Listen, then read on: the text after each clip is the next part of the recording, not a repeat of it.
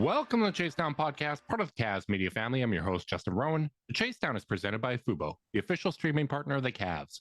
Watch over 350 channels of live sports and TV, including FanDuel Sports Network without cable. There's no cost and no commitment. Try for free at FuboTV.com/Cavs. The Cleveland Cavaliers did not have their best effort of the season, but it was still enough to beat the Detroit Pistons. Tyson had a terrific performance. Evan Mobley played well. James Harden continues to play through the injury and making an impact. And joining me today is a man that always makes an impact, my co-host, Carter Rodriguez. Carter, how you doing, buddy? I'm doing good. I noticed you failed to mention whether it was a positive impact. Hey, of course it's a positive impact. I'll take shots at you every now and then. I think it's important. I think it keeps you on your toes. But overall, you know that it's a positive impact. This stream wouldn't be happening without you. Anyone that's been hanging around for a while knows that you have an impact. I wasn't fishing for a compliment. Let the record show. I was just being silly. Yes, you were. Yeah, Carter is always fishing for compliments. That's how this works. Well, I'm doing good. It feels like that game. I feel like that game told me a lot about where this team stacks up, at least in this matchup. Because I gotta tell you, I don't think the Cavs played particularly well. Yeah, you had 5 turnovers for James Harden. He didn't shoot super well. He didn't shoot bad, but he didn't shoot super well. Certainly not from 2. And yet I just kind of felt like they feel comfortable in this matchup, and not just on the defensive end, but I think maybe we start there. Jalen was phenomenal on Cade Cunningham as the primary defender, picked him up full court, annoyed him, bumped him, pinned a shot against the backboard at one point. That was fun. Cunningham goes 4 of 16, and that is kind of the book on this Pistons team, which is that like Cade's got to be the guy to get you there. And he was not really good against the Cavs for much of this year, for much of the season series. And I don't know. I feel like this is a defense that can just play the way they want to play. And Detroit doesn't have a ton of buttons to push that can send them into panic mode.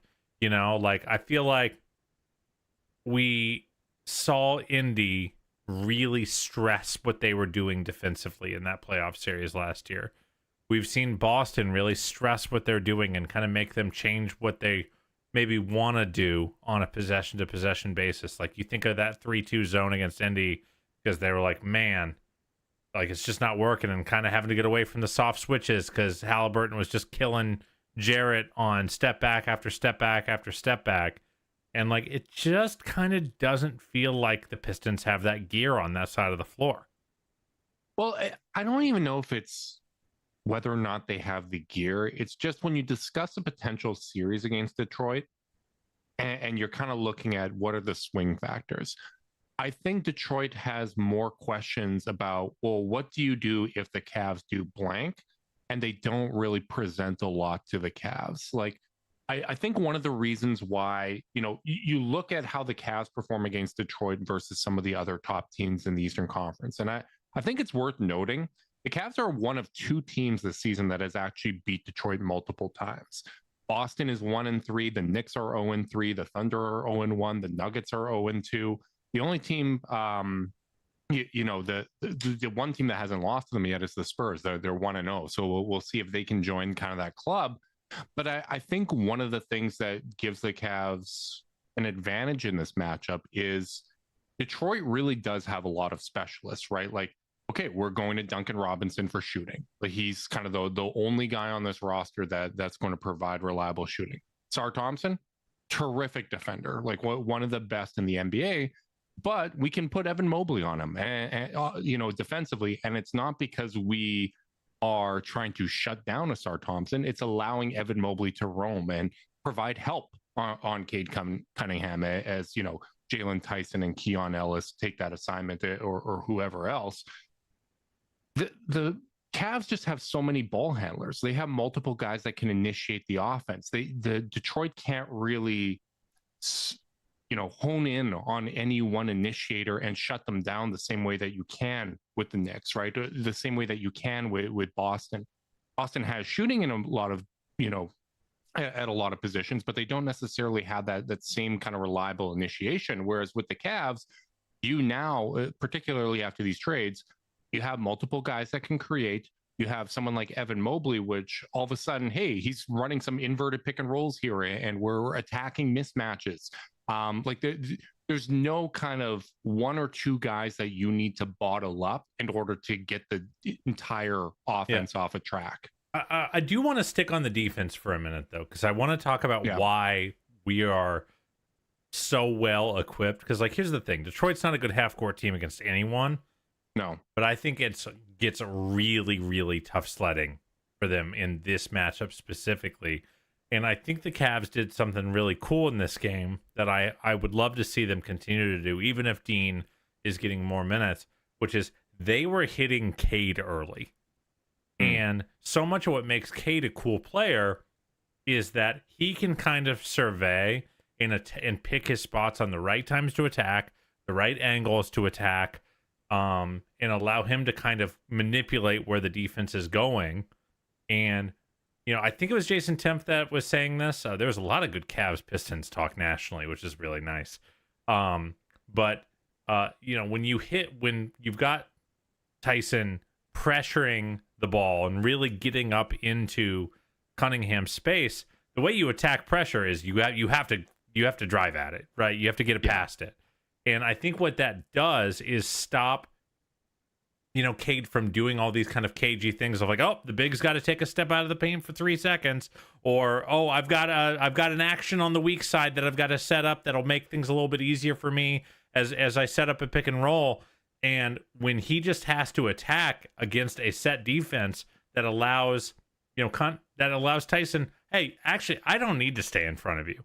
If I'm on your back hip against a set defense, we're going to get a clean contest, 9 times out of 10, especially when both bigs are out there. So I feel like that ability to press up, to play press coverage and not kind of jeopardize the back end of the play is something really the Knicks can't do that against this team. The Celtics kind of can when Kade's out there, but certainly not with Vucevic out there. I just feel like the Cavs have a little bit more optionality on the defensive end of the floor that makes this matchup specifically really tough for Detroit. Yeah, and in theory, with the Knicks, you have Mitchell Robinson defensively, but he's going to be dropping back, right? He's not going to be providing that kind of pressure that you're talking about where, Jalen Tyson is maybe on Kade's hip, but that Mobley or Allen is able to kind of present and get a good contest in those situations. And the other thing about kind of hitting Kade early and making him uncomfortable, it's the right way to kind of approach Detroit defensively. It's the right way to put pressure on them, because one of the limitations of the roster is you don't really have a ton of secondary creation that you trust, right? As you said, one of the ways that you beat that is you go through it, right? You hit it with some speed, you try to get to that next level of the defense, try to get into the interior there. The other way you can beat that is a give and go, right? I see this coming early. I'm going to get off the ball. I'm going to relocate, and then the defense is going to be able to pressure me in the same way. Detroit doesn't really have those kind of connective guys that have that feel, or at least and worse, you can help off the guys that they have to bring a third defender in.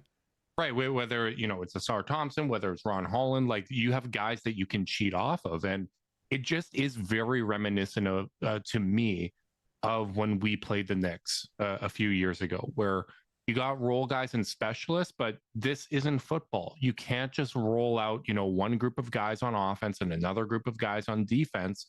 You have to play both ends of the floor. It's a fluid game, right? And you have to figure out what concessions you're going to make. And, Asar Thompson, even though you're cheating off of him, I think having Asar Thompson out there helped the Cavs defensively, right? You're able to cheat off of him the same way you cheat off of Ron Holland, and putting Mobley there so he can roam, I think, is beneficial. He still had a huge impact. I think he played a big role in Detroit kind of making a run. This is a very good team. Make no mistake. I think the Cavs have a great matchup against this team, and they won by 4 points.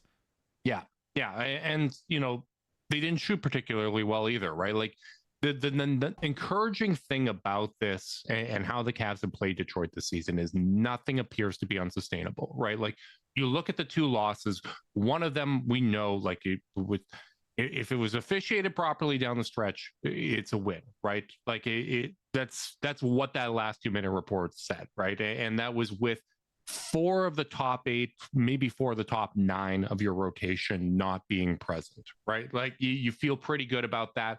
I think you could maybe say to play devil's advocate, hey, Detroit knew that they were playing against a depleted Cavs team, so they're not giving their best effort. I think that's probably fair to mention. But coming out of that game, you get the bulletin board material of, hey, the Cavs feel confident, even though it was a loss, right? Like JB's talking about it before the game. Detroit's going to come out and JB said he didn't think they played well Friday. So right. he felt like the team had a lot more to give. And they come out, and I think the effort and intensity was there in this game. Like I thought both teams were playing very hard, but the Cavs had a lot of guys that missed open shots. Sam Merrill missed a ton of open looks, right? That first half in particular. James Harden just had a straight up not that good of a game. Right.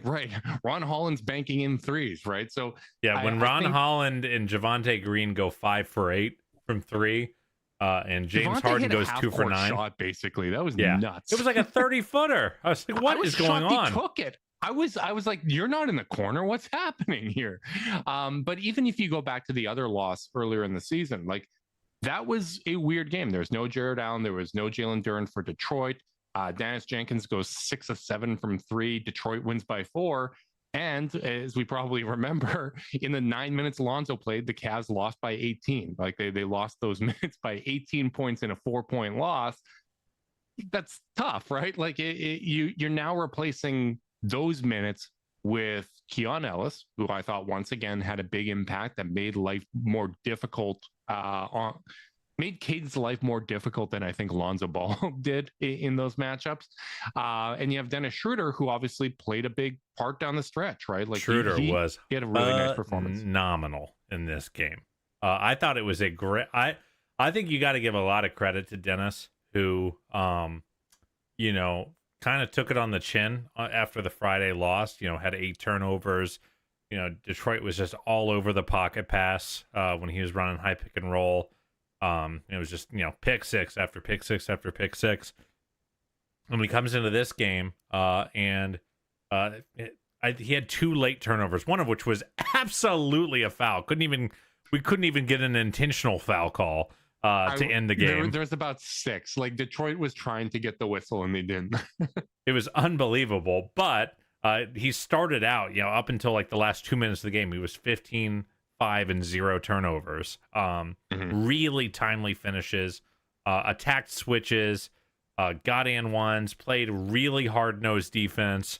I just think he deserves a lot of credit for how dynamic he was. And he's still not even getting to play along super optimized lineups. Like he's playing a lot of minutes next to like Craig Porter Jr. just because of who's available. And while Craig was awesome in this game, deserves a lot of flowers, it's not like a super optimized shooting backcourt and also not optimized for size. So I feel like Dennis had to earn every bucket he got in this game. Yeah. Those drives where he knifes to the basket and kind of the low scoop. The low scoop, the late release right at the rim. Like that's so tough to defend. It's fun to see him bounce back after a bit of a rough performance in that first Detroit game. These last 2 games, I think he's played really well. But, going back to the discussion we had on the last podcast about, hey, strategic positioning and stuff, and maybe you want to play Detroit round 2. Round 2's been the bugaboo for the Cavs. Like this is our best matchup. Like I agree, it's our best matchup. But we also have to acknowledge that there's some rock, paper, scissors going on here. And I think the reasons why we're a tough matchup for Detroit doesn't necessarily mean that's the case for Boston. Doesn't mean that's the case for New York. Detroit is actually a pretty good matchup for both of those teams. Yeah, I know the Knicks fans want no part of Detroit. And it doesn't mean that Detroit is fraudulent, right? Like just No. because they're a bad matchup against us does not And mean. by the way, we still split the season series, so it's not like we went 4-0, and obviously they blew their 2 losses, if we're going to call a spade. But like, it's not like we just killed them all year. Right. But like, I think we agree that we're probably the toughest matchup for Detroit. I think Pistons fans and analysts, from what I've seen, acknowledge that as well. Like, I get it. The getting out of the second round has been the thing for the last 2 years.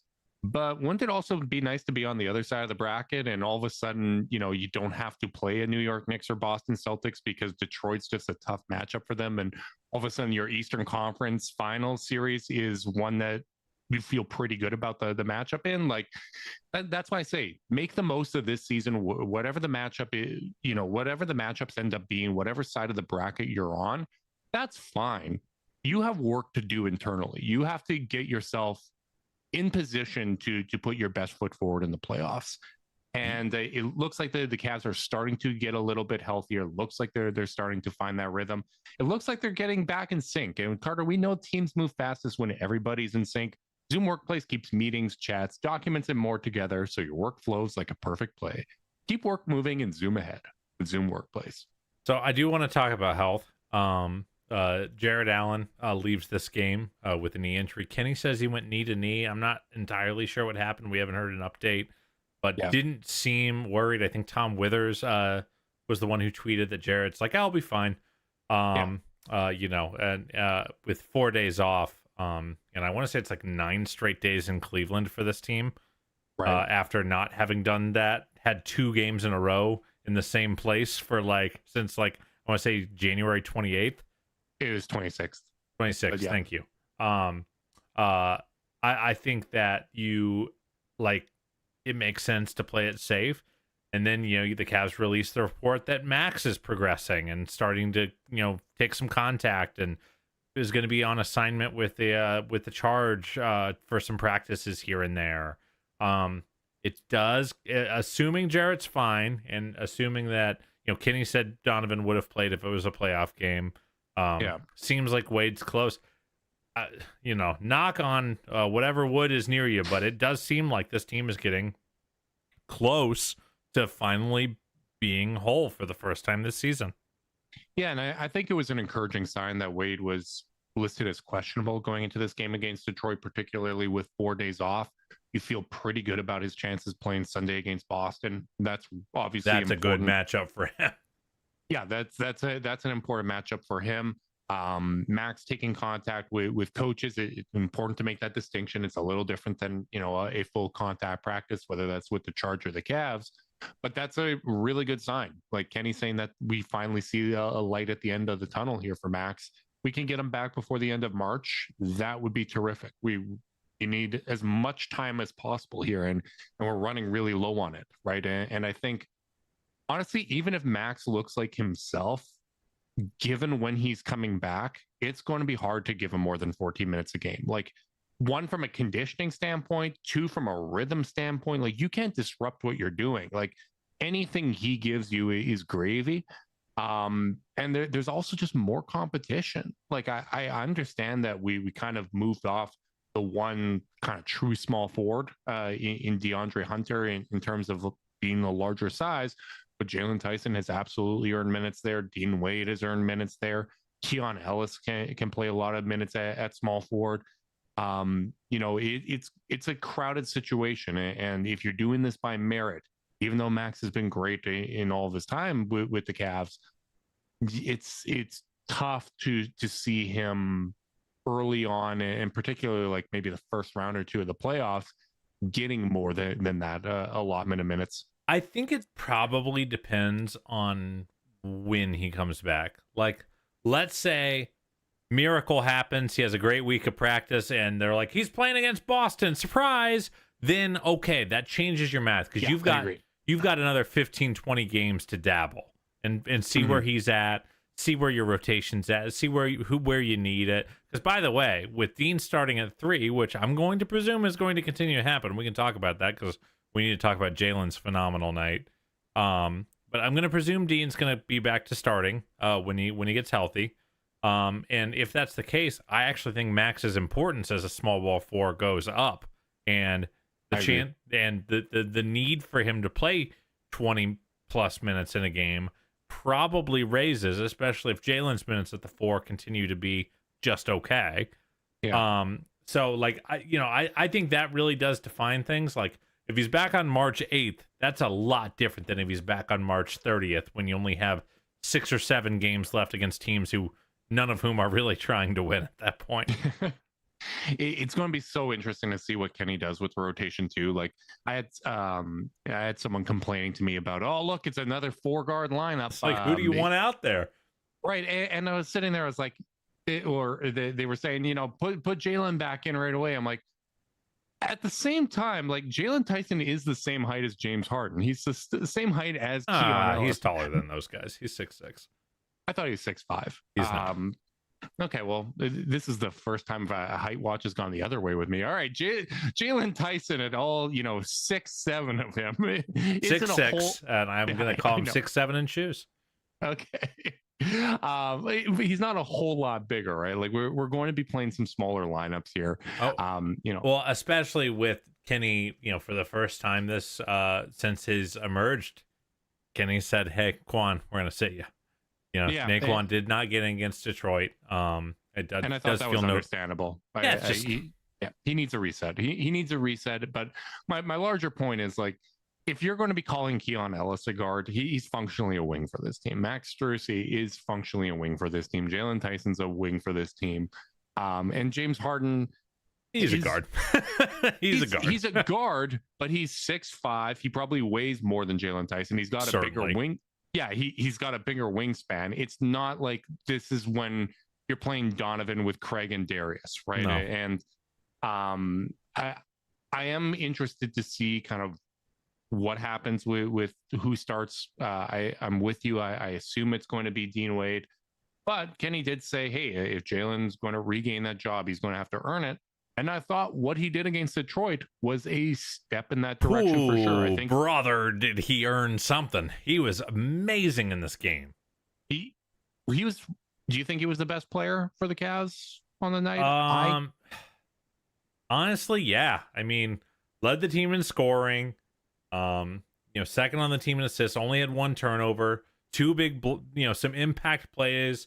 Some timely threes that the team really, really needed. And he guarded the other team's best player, Is he the most important player on last night? Probably not. It's probably Mobley or James in terms of, because even though James had a bad game, a lot of good action came from him. I wouldn't be surprised if his hockey assist total was pretty darn good in this game. Tim Legler, quick aside on the All NBA podcast, shouted out the play in terms of just how dangerous this team is when James and Evan run a pick and roll. They blitz James and shut down the angle for the lob pass to Evan. James just whips it to Sam on the other wing, and Sam immediately whips it to Evan rolling for, I think he ended up drawing a foul on the play. So that stuff that you got to credit James. James does not get an assist for that play. He doesn't even get a hockey assist for that play because Mobley got fouled. But he unsticks things. So I guess you could still say other players had more important jobs, but who played the best? I mean, it's got to be Jalen. Yeah, I think it was absolutely Jalen Tyson. I thought the defense on Kade is obviously a big part of that equation.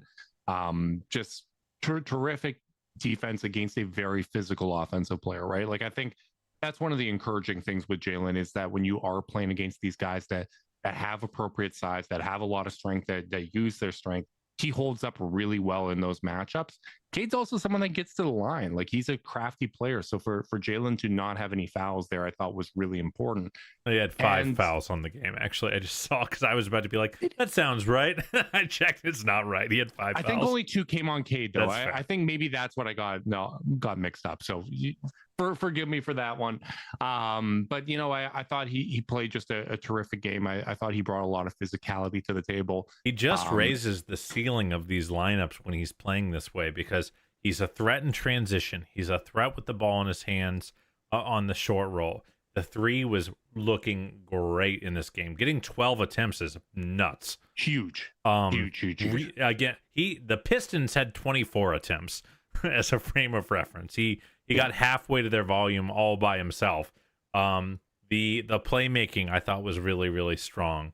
I thought there's also just like, I understand why Kenny is probably enamored, and this is me intuiting. It seems like he's enamored with the let's bring Dennis, Keon, and Jalen off the bench at the same time idea of like, let's just like the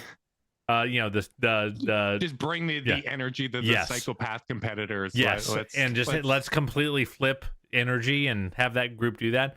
I think the starters really like that energy. I think that energy is good for them because like that's not who Evan is. That's not who Jared is. Certainly not who James or Donovan are, especially on the defensive end.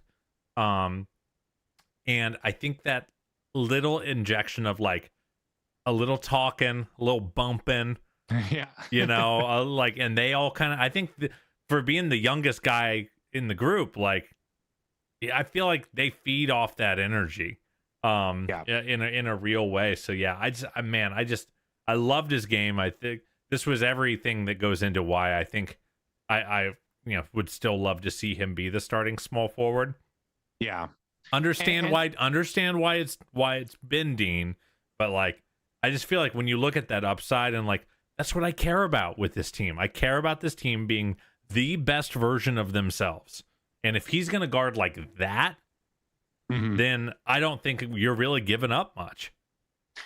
And yeah, I agree with that. And the other thing is, I know we're kind of beating a dead horse and repeating ourselves, but I just think from a rotation standpoint, having Dean as that backup power forward makes rotations a lot easier. I think it makes it easier to potentially close with them.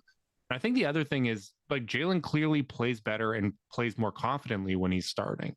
Like you look at it for the season, he's got a 64.4 true shooting percentage as a starter, 56.8 as a reserve. I think he just gets more opportunities there. And, the chemistry with James has been really strong, even though Jalen's been in a slump at times since Harden has come here. I don't think that's, a one-to-one causation there. Like, I think that's more correlation than anything. And some of that is obviously going to the bench. Some of that is playing through a little bit of an injury, right? So there's a variety of factors here. And I just think the upside point is the most important one to me because, like, I got to ask you this, but before I complete my point, how did you feel after the win over the Pistons? Like, were you feeling great last night? I felt great. That was one of my more satisfying wins because I feel like there was a degree of a test that happened. I felt better about that win than if they just won by 20. Okay.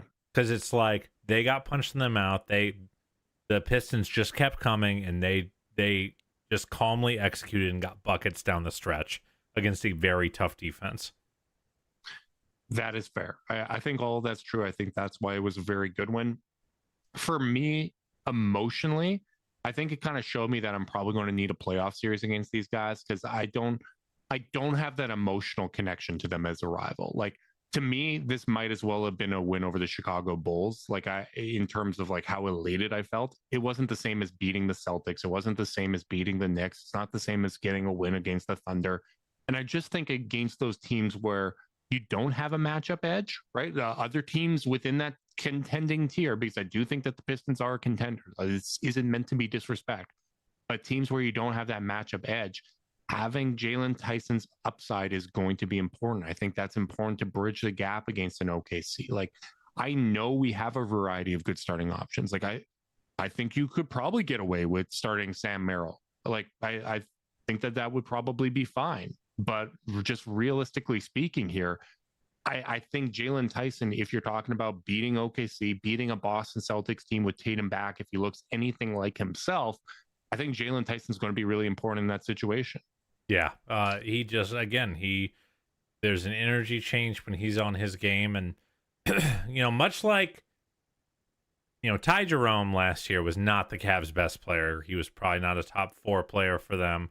But I think there was a degree to which when Jerome was on and doing Ty Jerome craziness, there was a degree of like, oh, this team isn't gonna like, this is too unfair.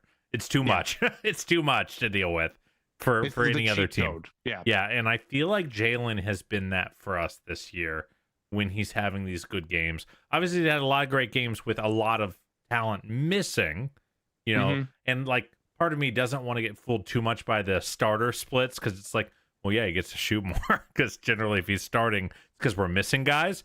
But and he's also getting to start when he's playing well, right? Yes. Like, you know, figuring it out early in the season and all that. Like, you know, when you're in a bit of a rut, Kenny's not going to play you as much, or he might not start you the next game. Like, so that's a factor as well.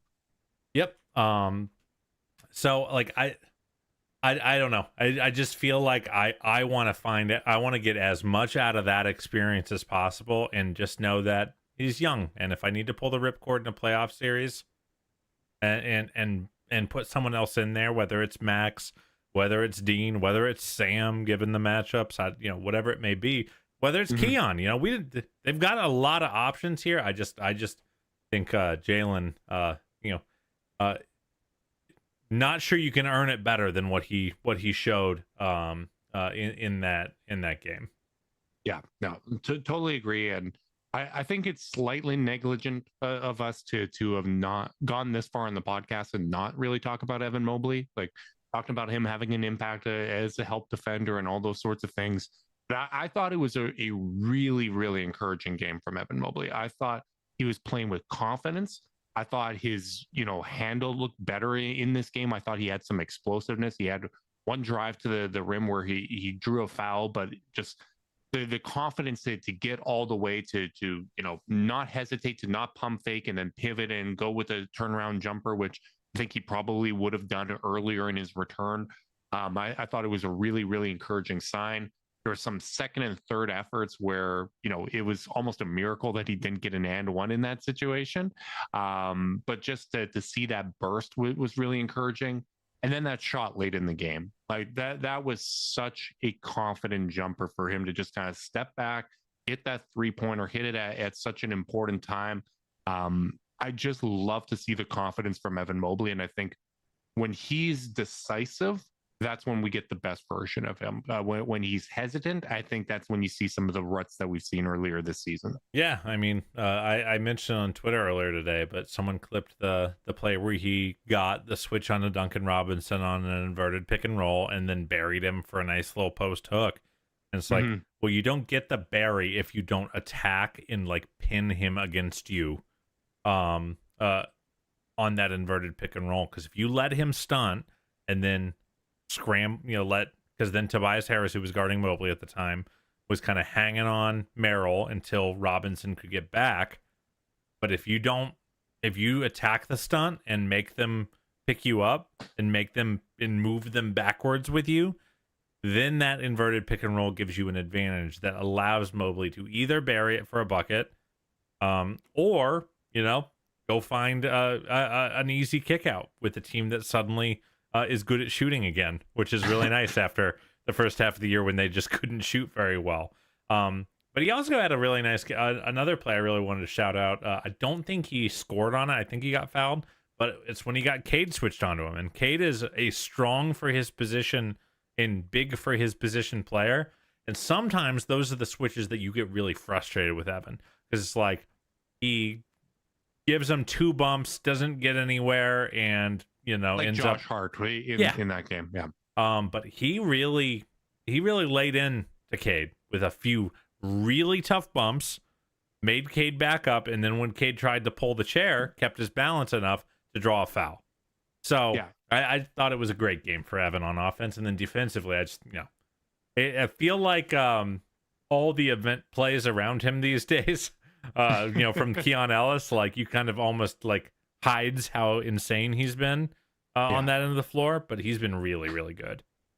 Yeah, and he only had the 5 rebounds. I'm not worried about that. The Cavs had more offensive rebounds than Detroit. It was a good team rebounding game. It didn't feel like, hey, there's a lot of potential ones that he got out muscled. I think there was maybe 1 or 2 with Jalen Duren that I noticed in real time, but Duren's a big gentleman. He's tough. He's going to get some of those. But I thought overall, like the play you highlighted there with Kade having kind of the ability to use the physicality, to me it says that his base is feeling better, right? That the calf is feeling good. He's feeling explosive with it. He's not getting knocked off of position, right? Like, because sometimes, we've seen possessions where Mobley or Allen have gotten pushed around a little bit from a physicality standpoint. Sometimes when you're dealing with a lower body issue, that's going to become more prevalent, just because you're not as sturdy on your feet. You're not set in the same way. And I think we've seen that at times with Mobley when he's been dealing with this calf. But I thought that he looked strong and confident. Also, I like the maturity with his dribble tonight. Like, I thought there were several occasions where he was using it to try to get to the rim. It's not like the handle is tight, but no one's going to make that argument. But there were times where it started to get a little loose, and he would pull it back. He would allow the play to reset. Whereas earlier in the season, I thought sometimes he would press in those spots and it would turn into a live ball turnover. When he had an advantage, he used it. Like that play you highlighted against Duncan Robinson, absolutely one of the spots where he weaponized the advantage that he had. Other times, hey, I'm a little loose with the dribble here. There's traffic ahead of me. I'm going to bring this back out, toss it to James, and let's reset on offense. Yeah, absolutely. I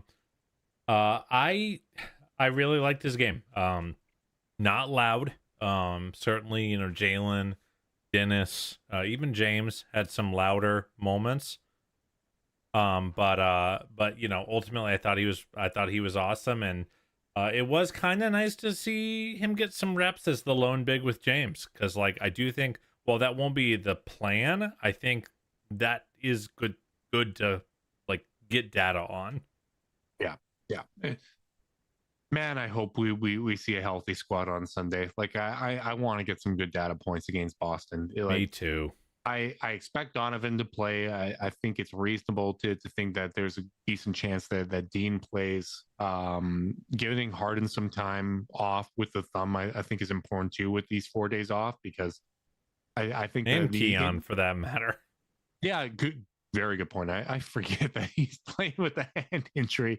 But getting some rest there, obviously that's important for Allen as well. It's definitely encouraging to see that quote that he feels that he's going to be fine. I was worried as hell with that, because with the all-in moves that the Cavs have made, anything like that that popped up could just be absolutely devastating. So we'll see. It's going to be a good test against Boston, and it's going to be one of those chances. We've only got, I think Danny Cunningham said that we only have 3 games left with teams that aren't in the play-in or worse the rest of the season. And 2 of them are these next 2 games against Boston and against Philly. So Dallas isn't, Milwaukee isn't, Chicago, New Orleans, Orlando, I think, is right there. Miami's right there. The Lakers are there. But other than that, it's oof. Yeah, Orlando and Miami are in the 7-8 play-in spot right now, but Boston right now, it looks like they're going to lose to the Charlotte Hornets. They're down 16 late in the third. Keeping an eye on that. It would be same with OKC Knicks, who are close in the fourth. Could be a very, very helpful night in the standings. I want to see the Cavs press. I want to see them try to get as high of a seed as possible. Does seem like the 2 seed is the ceiling, but we will obviously be recording after that Boston game. Big thanks to everyone that tuned in live. We appreciate you guys. Make sure you like and subscribe. Click that notification bell so you know when we're going live. If you're listening via podcast and you want to support us, leave us a rating, leave a review, subscribe, unsubscribe, resubscribe, and help cook those books. If you want to be part of the Chase Down's exclusive Discord chat, send a screenshot of the review to chasedownpod@gmail.com. However you choose to support us, we really do appreciate it. Make sure you guys are staying safe out there. Until next time, go Cavs.